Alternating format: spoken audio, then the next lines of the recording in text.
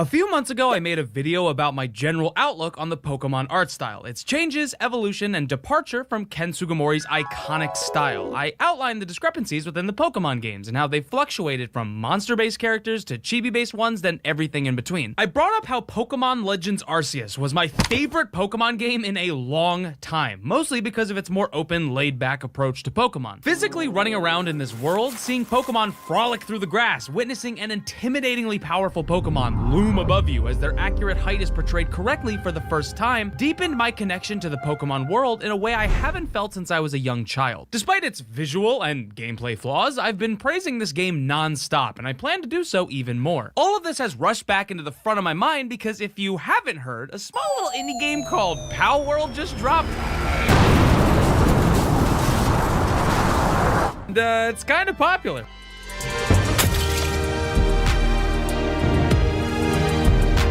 If you're short on time, which I doubt it, you're on YouTube.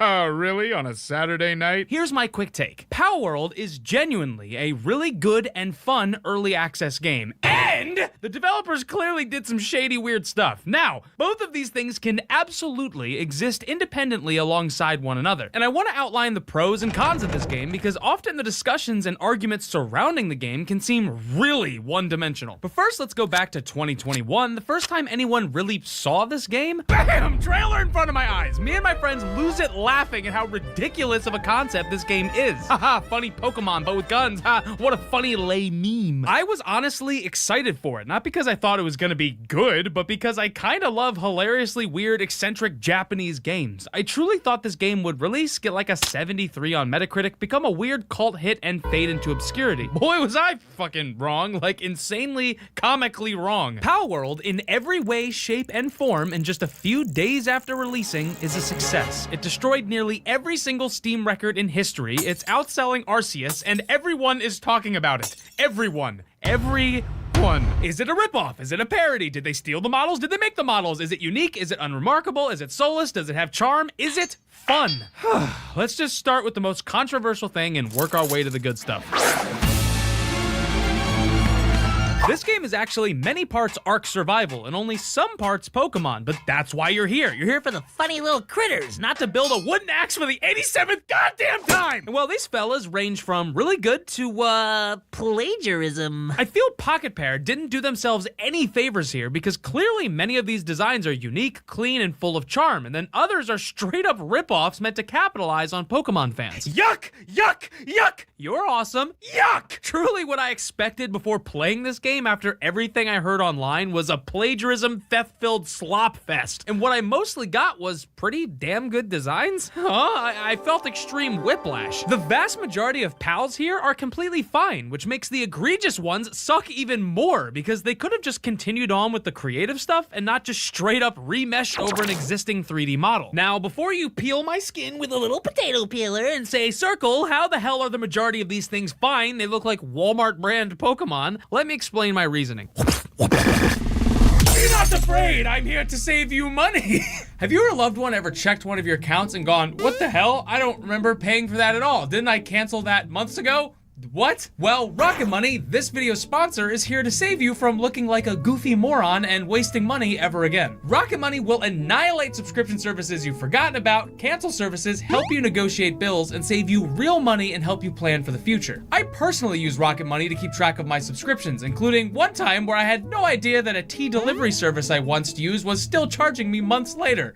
Cool. Also, their ability to lower your bills is actually wild. You can just take a quick photo of your bills and send it to them, and Rocket Money will help negotiate your bills for you, from internet service to cable and phone bills. Okay, I'm sorry. We'll stop overcharging you. Rocket Money has helped save its customers up to $740 a year when you use all of its features, with over $500 million in canceled subscriptions. So dude, just go and save some money. Go to rocketmoney.com/circletunes or click my link in the description to get started for free. All right, thank you guys so much for sponsoring. Let's jump back into it. Here's Pangolin, a perfect example of what I'm saying here and a good touchstone of where I believe the divide starts. Some argue Pangolin is a complete ripoff of Piplup, and as a complete lover of Piplup, I completely Disagree. This guy literally shares no similarities other than the fact that he is a blue penguin. Its dimensions are different, its eyes are different, its features, accessories, and color structure are completely different. Now, Game Freak entirely owns the rights to Piplup, but it does not own the rights to the idea of a blue penguin, especially when that same penguin can be upgraded and used as rocket launcher ammo. So you can't really make the argument that this is meant to make consumers mistake the creature for a Pokemon. Now, there's sort of a scale here. It's really not that black and white. Like previously mentioned, a handful of pals are almost straight up one-to-one ripoffs of Pokemon in scale, shape, design, and sometimes color. And even worse, a few pals seem to be completely yoinked from Fakeamon artists online, which is a whole new level of fucked up. And the Raboot hole only goes deeper when we remember Game Freak did the exact same thing years ago. Now, while Palworld might also get away with this legally because there's no actual IP theft happening here, we can all agree this is insanely scummy, especially to the small artists. But if we turn our gaze to the rest of the PAL decks, we see that almost all the others are either heavily inspired, unique, or fall into the same category that I believe Pangolin falls into. Similar, sometimes meant as a stand-in, but completely different in design. Ruby, arguably a stand-in for Ponyta. Outside of being a fire horse deer thing, they share nearly no similarities other than the little fire poof. Mozzarina shares the same face style as Snorlax, but that's it. Is that okay, or should this round bastard be turned into steaks? Because I actually like this funny fella. He's silly, he's fun, and he gets stuck on everything every 2 seconds, and he sucks, and I hate him. Then you just got a bunch of completely unique designs like Pancake, Combat, Wumbo, Daydream, Memoris, Pow, Fekin, Elizabeth, Sweeper, Hookatees, Goffin, Bushi, Felbat, Massandra, Deepit, Chickapee! and especially Cognito. This guy rules so hard, and I learned that like a buzzard, he eats dead pals that you knocked out near him. Neat. Now, do a lot of these pals look like they could be Pokemon? Kinda. Are they Pokemon? No. I think you can be inspired, sometimes strive for the same type of Sugimori-style eyes or bubbly design elements while making something unique. Often it lands here, sometimes it doesn't, and a few times it was borderline theft. I also think you can step into the Pokemon design space, especially when you consider Palworld as coming from a somewhat parody mindset here. All in all, I think many of the designs rock, and a small portion of them could absolutely benefit from a complete overhaul, because when you see things like this, it really makes you feel bad for enjoying the rest of the PAL decks, where the artists clearly worked so hard to make creative, clearly inspired monsters that fit the parody-esque vibe they were shooting for. But in a monster catching game, especially an open world one, the creatures are only as good as their animations and personalities baked into them. And here is where Palworld truly fucking shines. It's alive!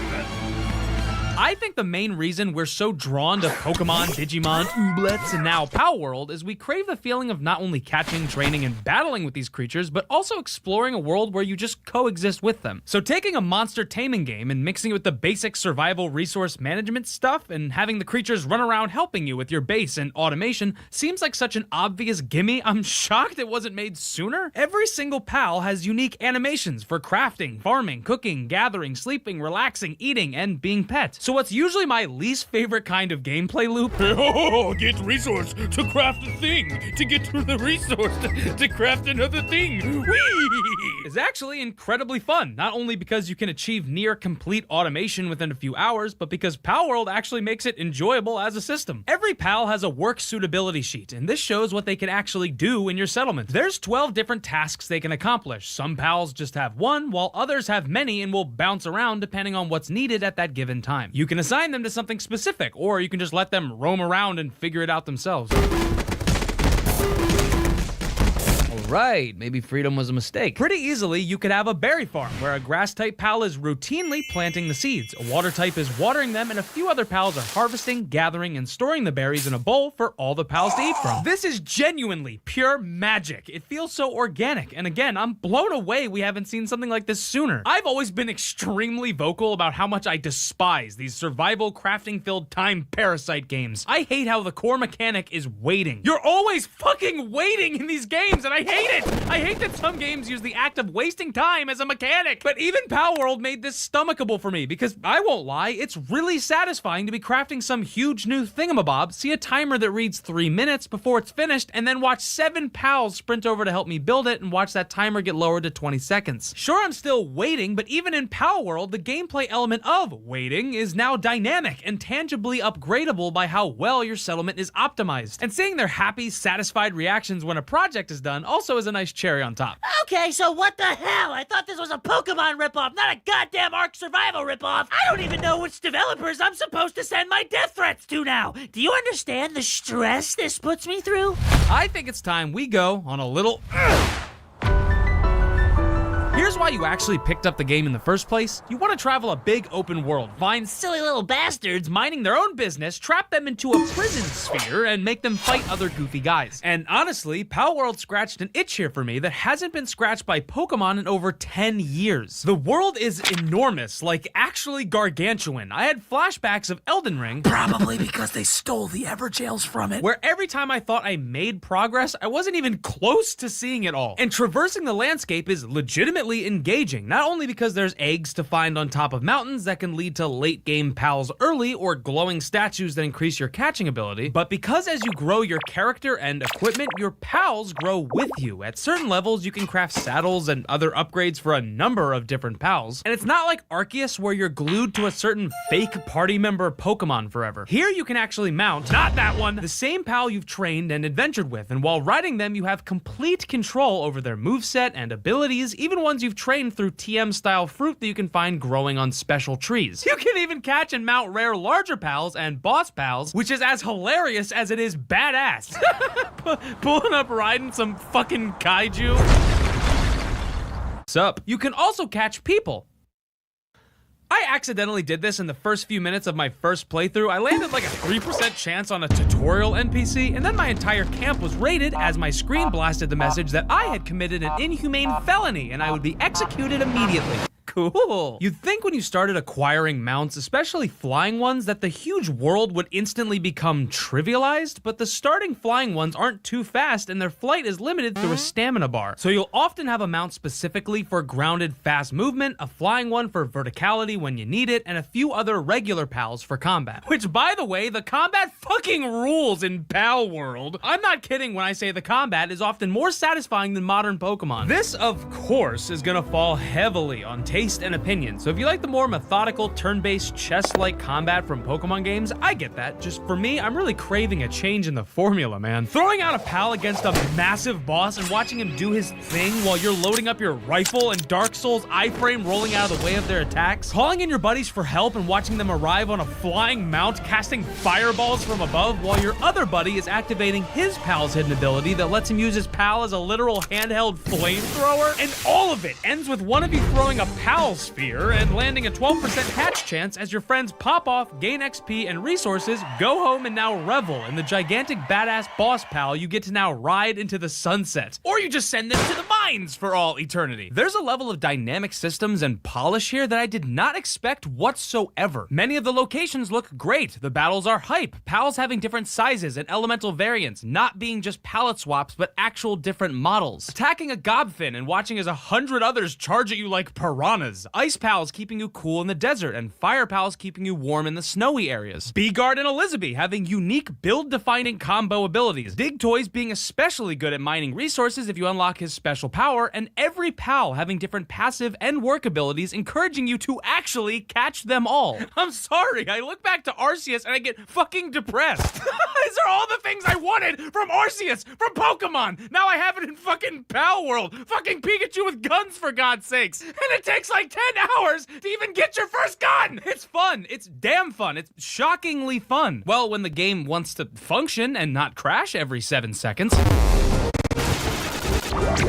Palworld is an early access game, for worse or for worse. I'm very open about my disdain for early access games. The vast majority of the time, you're purchasing a game far before it's ready. Palworld is a mixed bag because the game is genuinely filled to the brim with interesting gameplay, monsters, locations, systems, and multiplayer, but it also barely works half the fucking time. Things disappear, resources get randomly deleted, the pathing of pals constantly gets stuck, servers crash, save files get corrupted, the naming system's broken, inputs don't work, and the sounds are glitchy or just bad. Oh god, the dripping sound effect! Please, please, no more dripping sound effect! And I've been experiencing a constant bug where before I can even play a multiplayer game with my friends, I have to first reload my world in single player and dump half of my resources in the trash or else my game will constantly crash. So that's fun. I love that. Then you have Craftopia, their previous early access game that never left early access, and meaningful updates have slowed heavily, and it was basically a Breath of the Wild ripoff, and the CEO made worrying comments about AI. So that doesn't leave me with wonderful feelings for what's to come.